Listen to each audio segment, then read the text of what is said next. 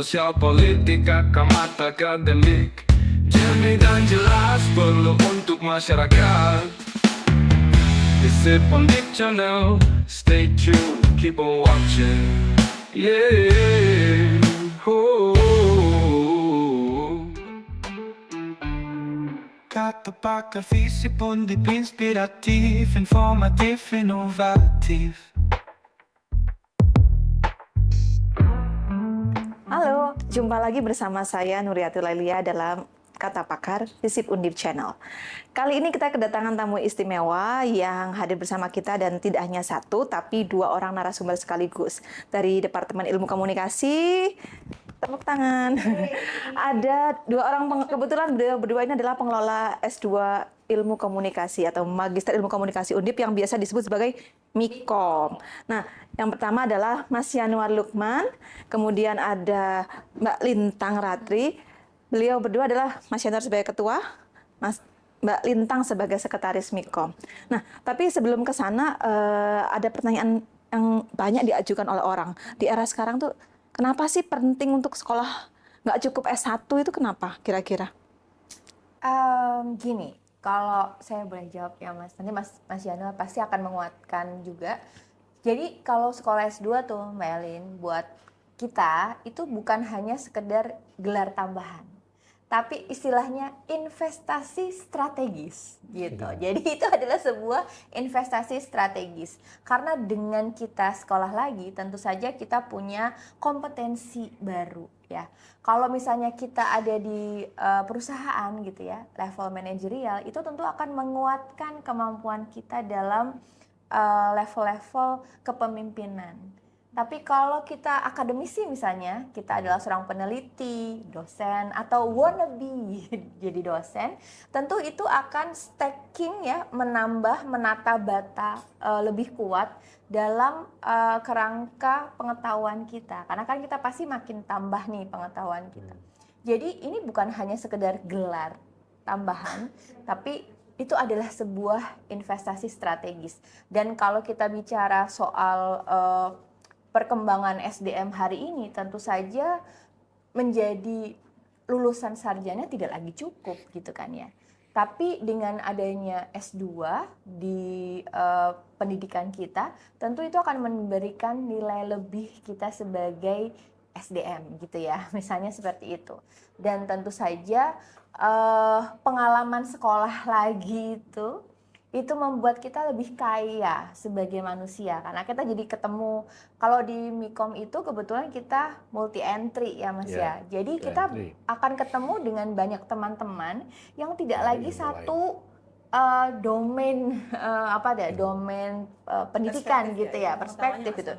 Jadi pengalamannya pasti akan makin kaya gitu, teman-temannya, jejaringnya juga makin luas. So saya bilang tadi ya, highlightnya adalah ini adalah sebuah investasi strategis. Oke. Nah, tapi kemudian juga banyak pertanyaan dari orang-orang bahwa sebenarnya apa sih relevansi atau pentingnya ilmu komunikasi di era sekarang nih, Mas Yan. Jadi teman-teman, pemirsa, kita terbiasa memanggil dosen di ilmu komunikasi termasuk yang di MIKOM itu sebagai Mas dan Mbak. Cuma ada di kita kayaknya. Makanya saya manggilnya Mas Yan dan Mbak Lintang. Gimana Mas Yan? Apa pentingnya? Ilmu komunikasi itu seperti udara gitu ya. Artinya ada yang itu sebuah kebutuhan dasar juga ya. Apapun problemnya, apapun masalah dan apapun hal-hal yang mesti kita coba cari jalannya, itu salah satunya ya. Saya bilang salah satu dengan komunikasi. Bagaimana kita bisa share ide, bagaimana kita bisa kemudian bertukar pengalaman, bertukar ilmu tentunya. Kalau kita coba untuk itu kan, itu salah satu. Saya bilang salah satunya, bukan satu-satunya, tetapi komunikasi ilmu yang menurut saya general sih, tetapi itu sebuah ilmu yang nantinya bisa berguna ke depannya, apalagi nanti kalau sudah kita bicara pada level magister, itu kan pendalaman materi dari S1 yang tadinya masih kita bisa katakan surface, kita bisa deep lagi mengetahui mengetahui dari sisi filosofinya, dari sisi beberapa hal dari sisi-sisi yang lain. Itu tentunya tadi Mbak Lina juga bilang bahwa nanti akan ketemu orang-orang dari beberapa disiplin yang lain. Artinya itu kan jadi mix yang akan menambah perspektif kita ke depan. Memperkaya gitu ya. Oke, nah kemudian juga kadang-kadang ada muncul juga pertanyaan, apa sih bedanya orang yang belajar ilmu komunikasi secara praktek saja dengan mereka yang belajar dalam studi, apalagi sampai capek-capek sekolah S2 gitu? Oke, kalau misalnya itu sama kayak kita belajar naik sepeda otodidak, sama kita memang serius mempelajari itu gitu ya. Jadi kalau kita by doing aja tanpa pengetahuan yang mendasar, itu tentu kita hanya bisa mungkin satu dimensi gitu misalnya ya. Tapi kalau kita mendalami belajar komunikasi, kan kalau komunikasi kan sebenarnya semua orang punya tuh skill itu, betul. Bicara, menulis, mendengar gitu ya, membaca. Tapi kalau kita belajar komunikasi, tentu kita akan bisa bicara lebih baik, bicara lebih persuasif, bicara lebih strategis, bagaimana menulis yang punya dampak, ya, punya impact besar. Bagaimana kemudian kita membaca yang selektif, membaca yang memisahkan, kan kalau dalam literasi digital gitu ya, kita bisa memilih dan memilah informasi. Nah, kalau kita tidak mempelajari itu, tentu saja kita hanya menjadi konsumen-konsumen biasa saja gitu. Atau kita menulis diary, menulis novel gitu, tanpa struktur mungkin, menulis artikel, opini, mungkin ya tidak bisa meng-highlight apa sih sebenarnya tujuan kita menulis ini, apa dampak yang kita mau. Nah, dengan belajar komunikasi tentu saja kita bisa lebih mengarahkan itu sesuai dengan tujuan, target misalnya. Tentu saja berbicara dengan anak-anak, kalau kita mau ngajarin sesuatu pasti ya, berbicara dengan lansia misalnya.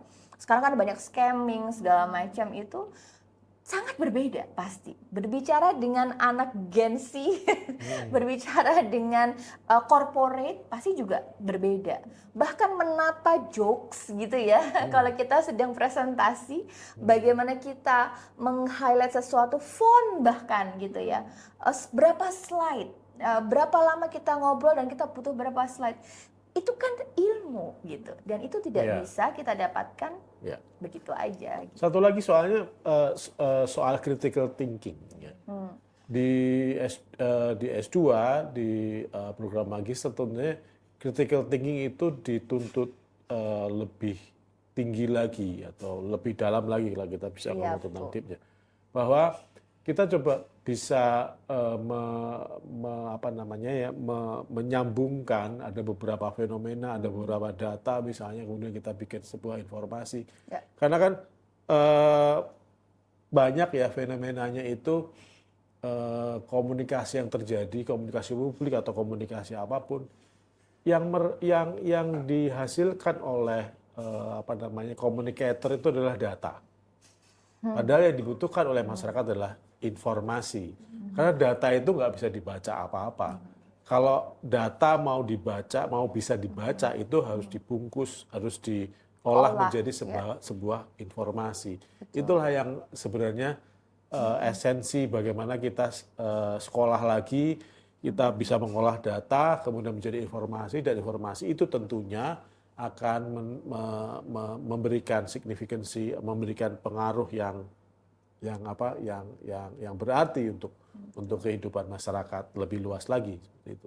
Oke. Nah, kemudian kalau disampaikan tadi, sebenarnya ketika kita bicara ke masyarakat, apa sih sebenarnya bedanya Magister Ilmu Komunikasi Undip dengan Magister Ilmu Komunikasi yang lain yang katakanlah di Indonesia aja? Apa bedanya? Kalau kita bicara di Undip ya, Magister Ilmu Komunikasi Undip itu titik fokus kita yang pertama kita ngomong tentang multiculturals ya. Kemudian komunikasi strategik itu arahnya kepada persoalan-persoalan yang sustainable. Itu ya. Jadi di Mikom Undip ada 2 konsentrasi, konsentrasi namanya media, budaya dan masyarakat dan komunikasi strategis. Dan itulah yang coba kita tawarkan kepada masyarakat. Dan belajar di Mikom itu sebenarnya kelasnya semua reguler gitu. Kenapa kita memilih itu? Karena kita coba untuk menjaga menjaga mutu, menjaga output nantinya supaya memang itu sesuai dengan kebutuhan masyarakat atas lulusan S2.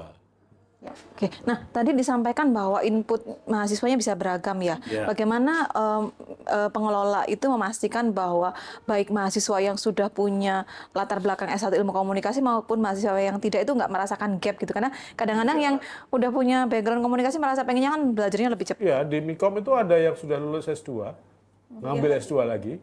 Ada yang lulus S3, ngambil S2 lagi. Mungkin Mbak Lintang bisa nambah soal itu deh. Iya, jadi memang kami pernah melakukan matrikulasi dan saat ini memang tidak ada matrikulasi. Biasanya kan untuk mengatasi multi entry itu dengan matrikulasi. Namun demikian, memang kami kali ini kebijakannya adalah tidak ada matrikulasi. Namun kami memberikan penguatan di semester 1. Jadi di semester 1 itu dasar-dasar komunikasi itu diberikan lagi gitu. Mungkin sebagian mungkin sebagian teman-teman yang lulusan komunikasi itu seperti sedikit menguatkan ya karena mereka sudah pernah dapat. Tapi setidaknya yang belum mereka tetap mendapatkan dasar-dasar komunikasi itu. Dan memang kami sejak awal sudah dalam seleksi pun sudah menanyakan gitu, misalnya Mas dan Mbak ini kan ada dari sejarah gitu ya Mas, sejarah, psikologi, teknik, kesehatan gitu, ilmu Quran juga ada ya, dakwah ya, dakwah masih agak mirip-mirip ya. Nah itu kami sudah mengatakan itu dan tentu saja standar kami lulusannya nanti tentu saja komunikasi sehingga skillnya dan pengetahuannya adalah komunikasi. Jadi kami berharap Mas dan Mbak tentu punya kesadaran itu sehingga mungkin kalau teman-teman yang lain yang sudah punya basic belajarnya sekali, ibaratnya gitu ya, teman-teman ini belajarnya harus 2 kali gitu. Dan kalau memang ada kesulitan tentu kami sebagai pengelola siap untuk memberikan solusi-solusi tertentu gitu ya. Tapi sementara itu semester 1 itu selain dasar-dasar komunikasi di mata kuliah perspektif komunikasi itu penekanan kita juga satu lagi tentang research. Jadi riset itu kan memang sementara ini kita masih buka jalur by course, tetapi by riset kita sebenarnya sudah buka gitu. Nah, jadi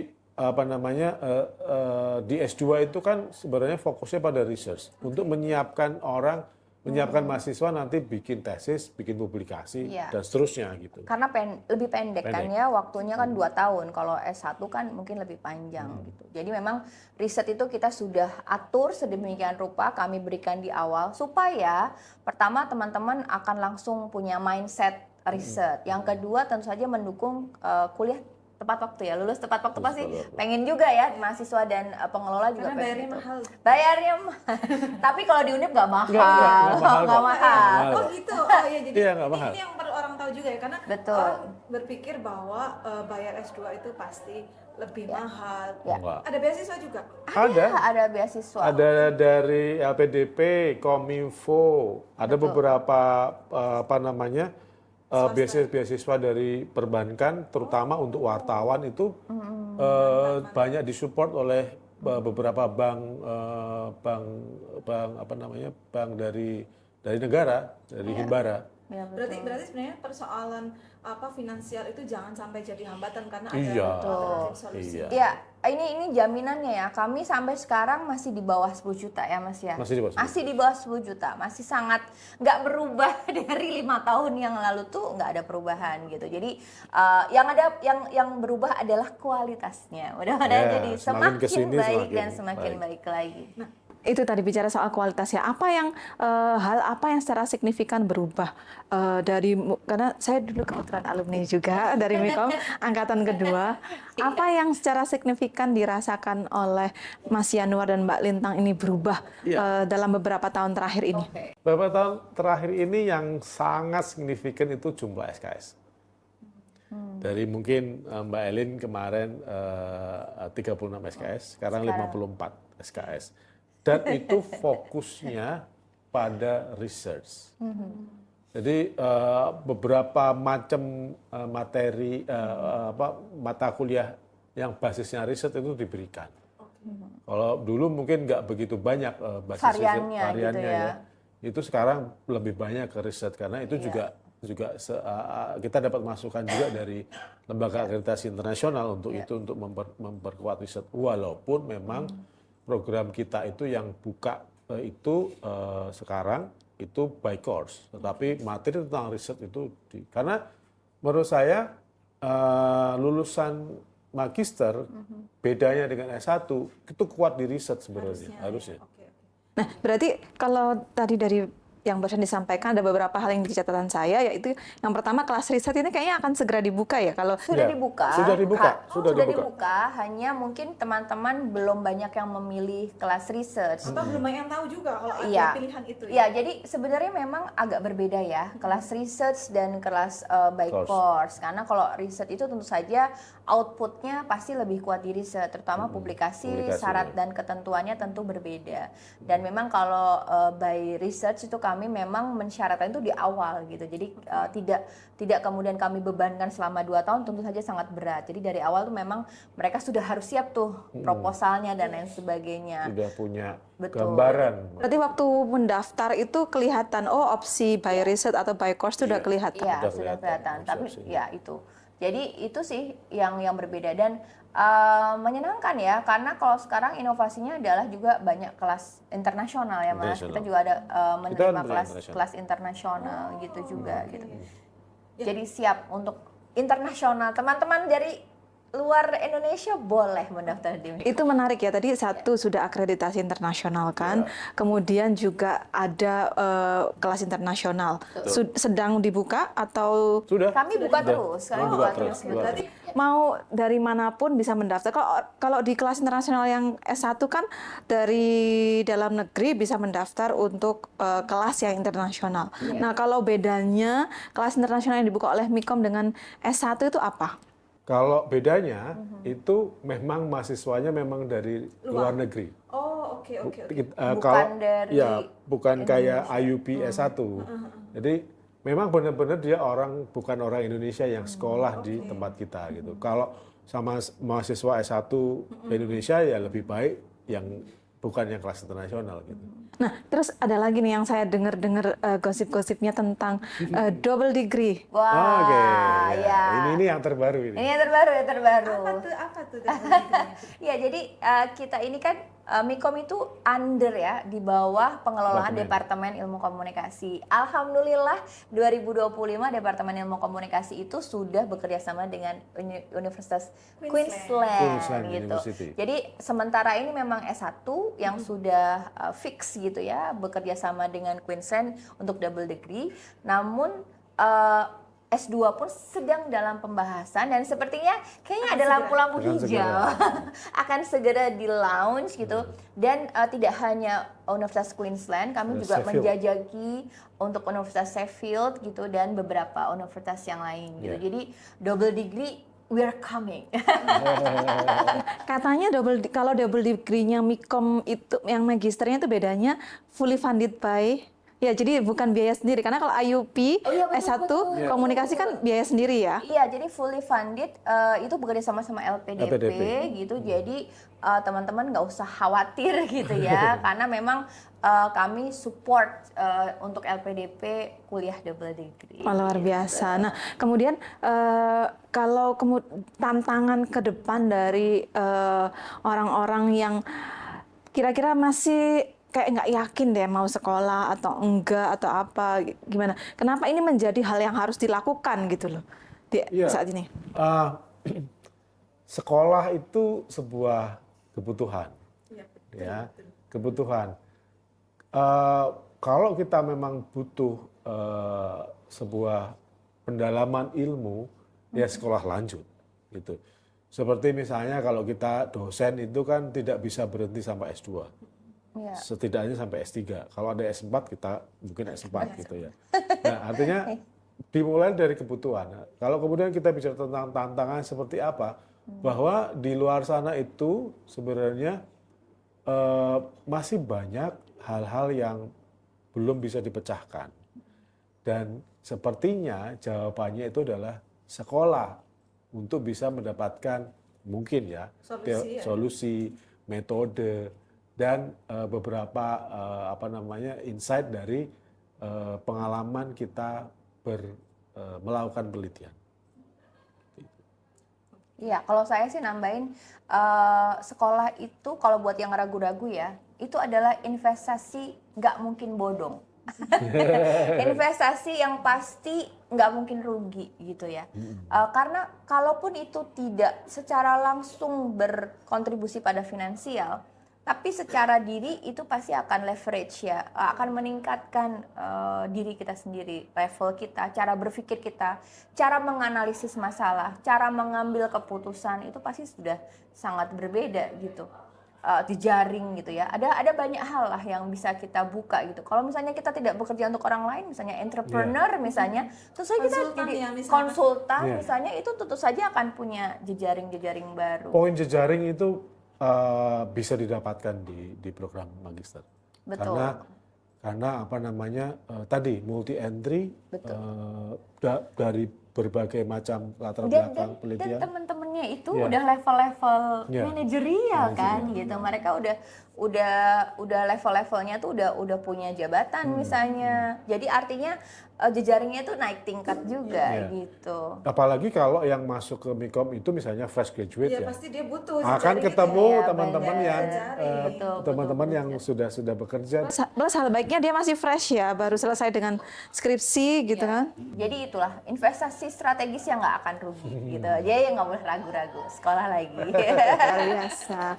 Oke, ada yang terakhir nggak yang ingin disampaikan ke Monggo. masyarakat? Iya, jadi tadi sudah dikatakan highlight hari ini adalah sekolah itu sebuah investasi strategis, dan kalau kita bicara komunikasi, hari ini komunikasi masih menjadi jantungnya semua hal ya, pemerintahan, bisnis, ekonomi, politik itu jantungnya komunikasi. Termasuk medis tuh. Betul, medical Semua juga. hal. Teknologi boleh berubah, tapi komunikasi yang menentukan keberhasilan sebuah kebijakan, sebuah program kampanye apapun itu. Jadi jangan ragu-ragu kalau memang mau sekolah, inilah saatnya kita untuk meningkatkan kualitas kita sendiri. Oke, terima kasih Mas Yan, Mbak Lintang, sukses terus. Semoga Mikom makin berjaya di laut dan udara. Ya, terima kasih pemirsa, demikian Visip Undip Channel kali ini. Kita akan bertemu lagi di segmen-segmen yang lain di sesi berikutnya bersama saya Nuriati Lailia. Tetap sehat, tetap semangat, sampai jumpa. Kata pakar Visip Undip inspiratif, informatif, inovatif. One minute insight, kontribusi Visip untuk kemajuan dunia pengetahuan. Assalamualaikum warahmatullahi wabarakatuh. Salam sejahtera, namo buddhaya, rahayu, rahayu. Saya Sri Switri, guru besar dari Departemen Administrasi Publik Visip Undip. Ada yang ingin saya ungkapkan, mengapa di dalam sistem kenegaraan seringkali kinerja-kinerja atau aktivitas itu kejar tayang di akhir tahun. Apa penyebabnya? Ada beberapa hal yang sangat prinsipil, saya sebutkan saja ada 5 hal. Yang pertama adalah siklus anggaran. Karena siklus anggaran itu dimulai pada Januari dan diakhiri pada Desember. dalam 1 tahun. Ketika Januari itu mulai dikerjakan, maka perencanaan sampai dengan legal drafting dan legislasinya akan berakhir sekitar Februari dan Maret. Maka disitulah mulai anggaran-anggaran dipersiapkan. Akan tetapi akan ada proses selanjutnya, proses pengadaan dan lelang yang kompleks. Kemudian ada pengadministrasian yang juga panjang, sehingga beberapa kegiatan hanya akan bisa cair anggarannya pada sekitar bulan Mei, Juni, dan seterusnya. Sehingga mereka yang kuat modal akan bisa eksekusi kegiatan dengan dana talangan terlebih dahulu. Akan tetapi yang tidak kuat modal ya harus tunggu dananya cair. Maka akhirnya terjadilah kejar tayang akhir tahun untuk kegiatan berdasarkan anggaran yang cair. Demikianlah yang bisa saya ungkapkan. Semoga kita akan bersama-sama mendapatkan solusi bagaimana memecahkan persoalan ini. Terima kasih perhatiannya. Wassalamualaikum warahmatullahi wabarakatuh. Salam sejahtera, namo buddhaya, rahayu, rahayu, rahayu. 1 minute insight, kontribusi VCP untuk kemajuan dunia pengetahuan. Tamu istimewa, Visip Undip, hadir mewarnai ruang-ruang akademik, menginspirasi, memotivasi. Jumpa lagi bersama saya Keisha dalam salah satu program siaran Visip Undip Channel, yaitu Tamu Istimewa Visip Undip. Sebuah program yang menghadirkan diskusi mendalam bersama tamu-tamu istimewa yang hadir di Visip Undip, membahas kepakaraan para tamu yang relevan juga. Untuk edisi kali ini, alias mungkin edisi terakhir ya, untuk yang dari pekubuan yang sama, we have Dinara and also Daniel from Russia. Say hello. Hello everyone. Nah, dikarenakan juga ya, kan mereka kebetulan international students ya guys. Jadi kami akan selanjutnya juga selama interview akan menggunakan bahasa Inggris. Tapi nggak apa-apa, karena bakal ada subtitle bahasa Indonesia juga dalam video ini, biar kalian semua bisa ikut dalam percakapan kami juga. So, without further ado, may you guys introduce yourselves here. Okay, I will start. Hello everyone, my name is Dinara and I'm from Russia, from Republic of Tatarstan, the city Kazan, and I'm an international student here in Visip Undip. Hello, my name is Daniel. I'm also from Russia, from city Kazan, Republic of Tatarstan. I study in Kazan Federal University on the major of international business. Yes, and there I am in a scholarship on the major of business administration. That's fun. So you guys are very business, right? You guys have a lot of experiences in business, I assume, especially with Dinara, because we have a group together, right, in one of the classes.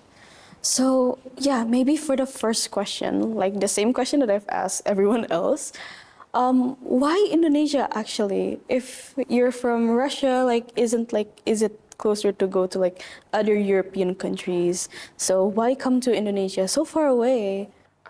Maybe because we have more options to enter on the international exchange experience only in Asian countries.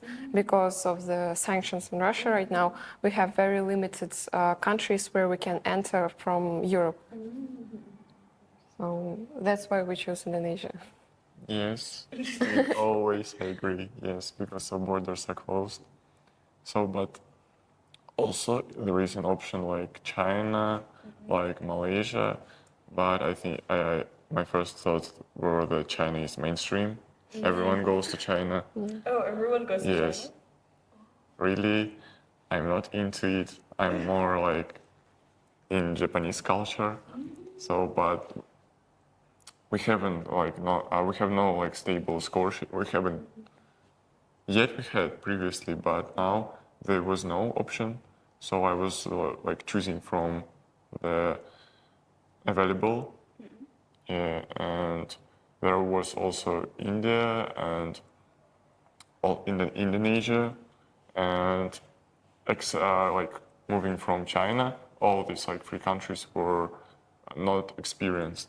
So if we were choosing one of these three, we were first to go there. Yeah. So from our And that's why the competition on this program was not so strong as, for example, in China. Okay. So I'm guessing there's a lot of your friends in China here then. From our program, not yet. yes. Yeah, because as I said, the competition to go there is very strong. So you need to have a very, very huge experience in your university, like volunteer work, excellent marks, and etc. But among like our like friends and people who we are in close relations, there are a lot of like I know which went to China for the scholarship who are living there now. Okay. So there's also a lot of documents that you guys have to prepare for the other countries, right? Yeah. What are the documents that you guys need to prepare to come here then? So the basic one was visa to the student visa to enter, because if we paid, but if it was not like accepted, we were not able to come there. So also we needed to prepare our international passport. Yeah. International passport. Also to translate our marks from our university. Also to have a Recommendation paper. later. Yeah, from our English teacher that we have a high level of English. Ah, I see. Oh, so it wasn't an English test then. You guys needed a recommendation letter? Ah, interesting. I see. But I think it's optional. She might give us tests, but I think She knows our yeah, she level. knows our level. So she's not upscaling, not down. So she's very confident that you guys would be able. Yeah, because we see her like every day. And I agree with her. You guys speak wonderfully. Okay. So speaking of the courses, actually, you guys take business administration here, right? But there's also some classes that are not from the business administration program. So when you guys choose your programs, did you guys pick the classes by themselves or was it given to you? It was given. Yes. Yes. We haven't chosen. I think it was like it is similar to our like the program. The major is similar to our home countries, but the courses sometimes like have some difference. Ah, I see. Were the differences like hard or was it like an interesting kind of difference?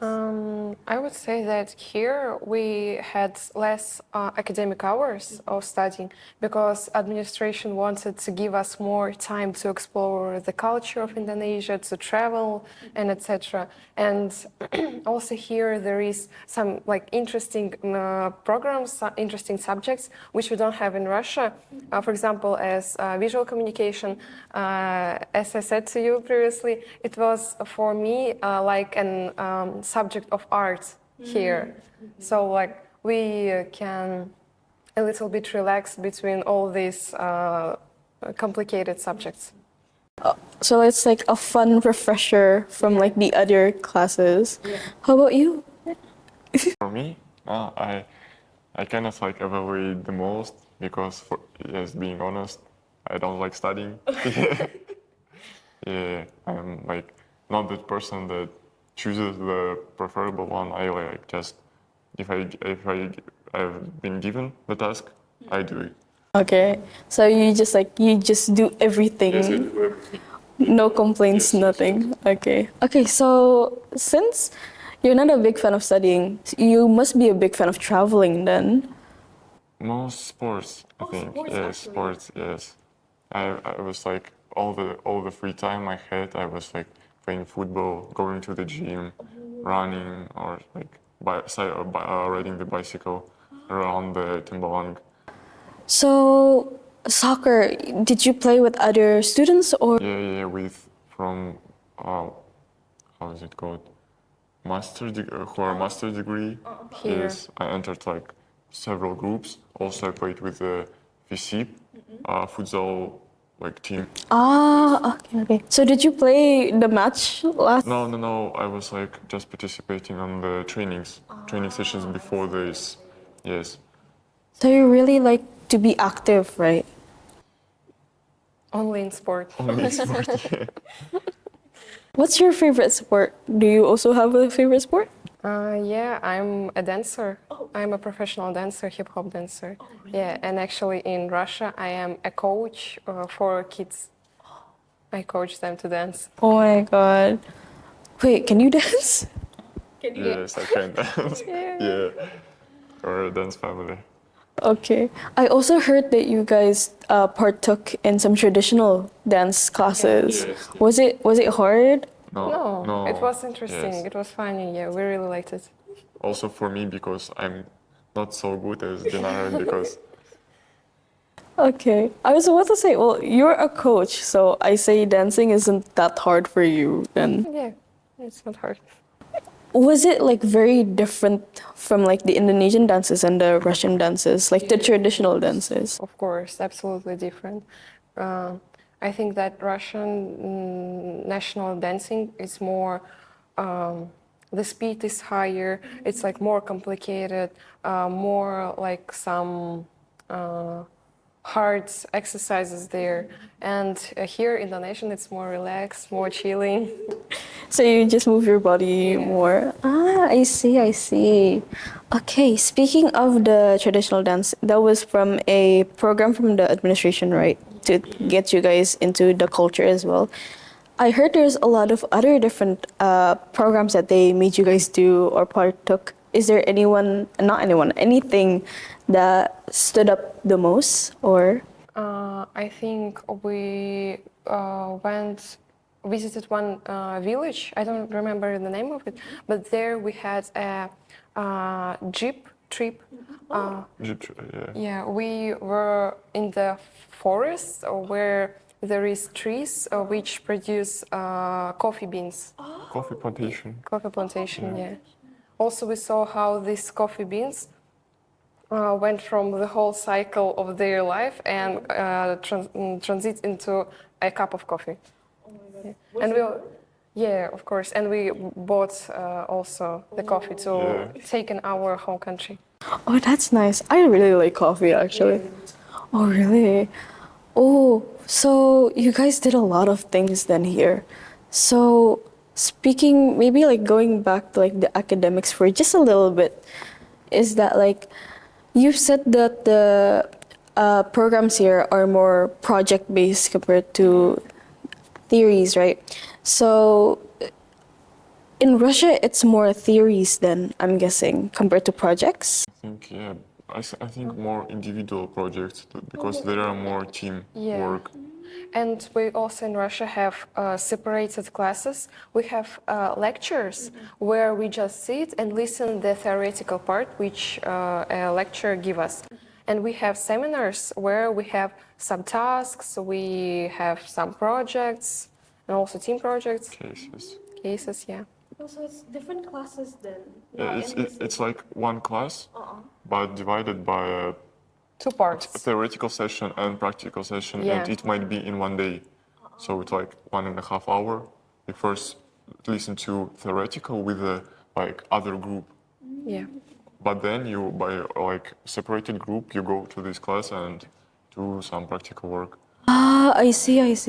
So it's kind of similar then to here, since at the first in classes, you get the theories first, then you execute the projects afterwards. But I think sometimes we have like instantly, we gain knowledge by the practical, by doing instantly.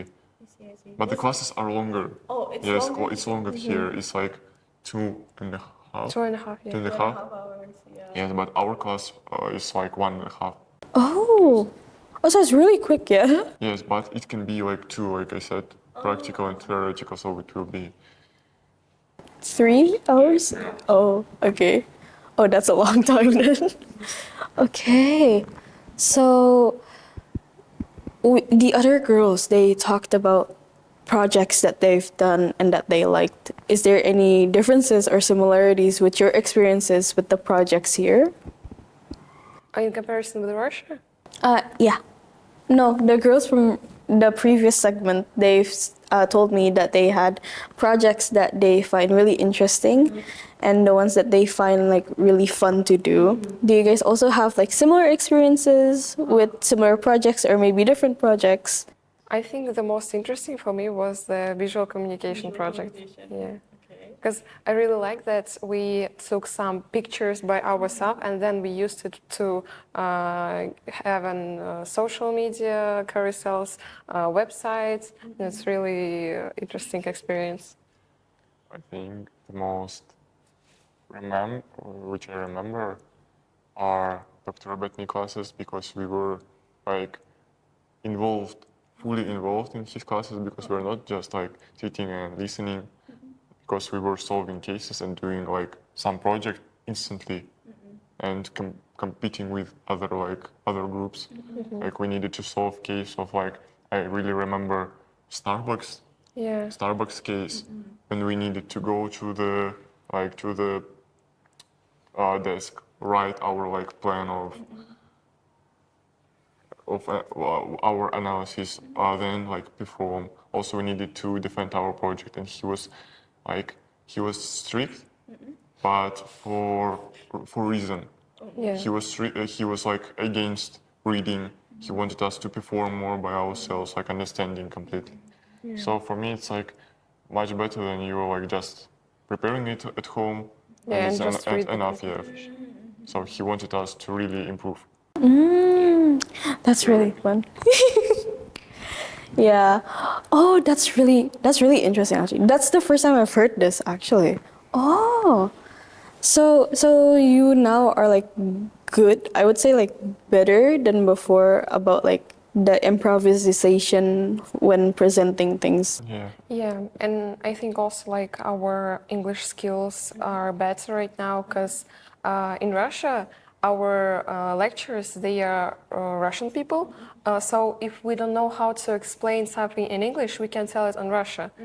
But here we don't have such option. We always need to explain our thoughts in English. So that's why I think here our English skills became better. I also agree. You guys are really good at English. Thank you. Terima kasih. Terima kasih. Okay, so that's actually all of my questions. So for the last segment, I would like to ask you guys for some closing statements, closing remarks for anyone watching, maybe some Russian friends also who stumbled upon this video about like their interest maybe to coming to Indonesia because of your stories. So please. So come to Indonesia. It's really a good country. Here, all people are so open. Everyone wants to help you, and it's a very safe place. Yeah, come to Indonesia, travel a lot, study a lot, gain a very like huge experience, which you will never, I think, you will never forget. Yes, it will be unforgettable. Okay, thank you guys so much for this interview. Oke teman-teman, demikian juga akhir diskusi kita pada sesi kali ini. Semoga bermanfaat banget ya buat kita semua. Ketemu lagi di program Tamu Istimewa FISIP Undip Channel selanjutnya bersama tamu-tamu istimewa lainnya dengan tema menarik lainnya. Terima kasih untuk diskusinya yang bermanfaat dan sehat selalu. Terima kasih.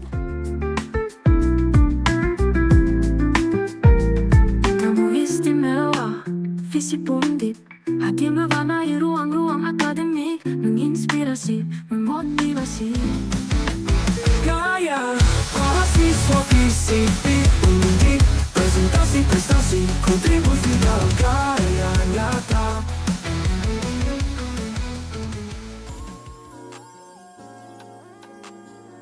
Fakultas Ilmu Sosial dan Ilmu Politik Universitas Diponegoro, tempat di mana generasi muda Indonesia belajar, bertumbuh, dan menciptakan perubahan. Perkenalkan, saya Akhtar Putra Abisyam, mahasiswa Fakultas Ilmu Sosial dan Ilmu Politik Universitas Diponegoro. Sebagai salah satu fakultas unggulan di Universitas Diponegoro, FISIP menawarkan beragam program studi yang dirancang untuk menjawab tantangan zaman. mulai dari ilmu komunikasi, hubungan internasional, administrasi publik, administrasi bisnis, hingga ilmu pemerintahan. Didukung oleh dosen-dosen berpengalaman dan fasilitas pembelajaran yang lengkap, FISIP Undip memberikan pengalaman belajar yang tidak hanya teoritis, tetapi juga aplikatif. Beragam organisasi mahasiswa dan kegiatan ekstrakurikuler juga menjadi bagian penting dari kehidupan di FISIP Undip. Di sini, kamu bisa mengembangkan soft skill, memperluas jaringan, dan mengasah bakatmu.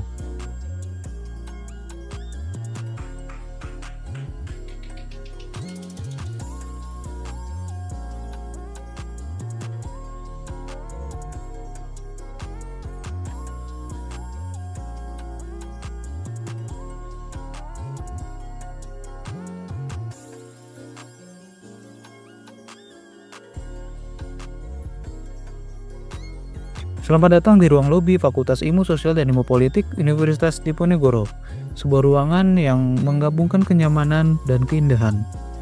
Dilengkapi dengan sofa-sofa empuk dan area yang luas, ruang lobi ini menjadi tempat sempurna bagi mahasiswa, dosen, maupun tamu untuk beristirahat atau menunggu dengan nyaman. Tersedia juga vending machine yang memudahkan tamu untuk mendapatkan minuman segar atau camilan ringan kapan saja. Dan jangan lewatkan akuarium yang menghadirkan suasana tenang dan menyegarkan, menjadikan lobi ini lebih dari sekedar ruang tunggu. Di ruang ini, inspirasi lahir dari kenyamanan, diskusi, dan relaksasi. Semua dirancang untuk mendukung produktivitas. FISIP Undip tidak hanya mendukung teori, tetapi juga praktik. Salah satunya melalui ruang audiovisual yang dirancang untuk menunjang kegiatan jurnalistik dan multimedia. Dilengkapi dengan perangkat kamera profesional, sistem audio berkualitas tinggi, dan perangkat lighting yang mumpuni, ruang ini memberikan pengalaman bagi mahasiswa, terutama mahasiswa ilmu komunikasi, untuk memproduksi konten jurnalistik yang kreatif dan informatif.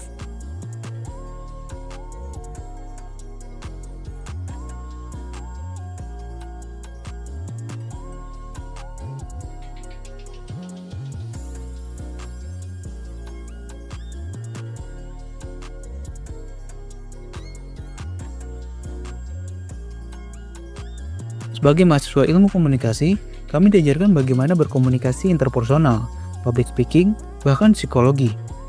Komunikasi interpersonal merupakan komunikasi yang melibatkan interaksi yang lebih mendalam dibandingkan bentuk komunikasi lainnya. Dengan ini, mahasiswa dituntut untuk bisa membangun hubungan baik dengan orang lain yang nantinya akan sangat berguna di dunia kerja. Ilmu komunikasi FISIP Undip bukan hanya tentang belajar, tetapi juga tentang menciptakan dampak. Ayo bergabung sekarang dan wujudkan mimpi untuk menciptakan perubahan melalui komunikasi.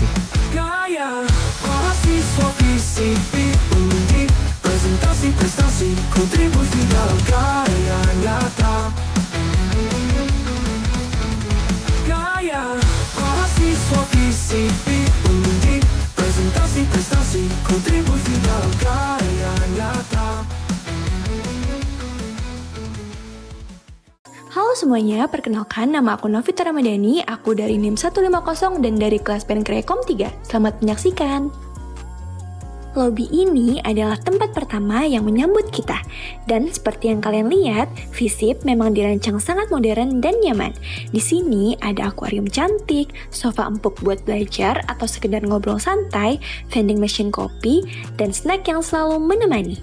Keren banget kan?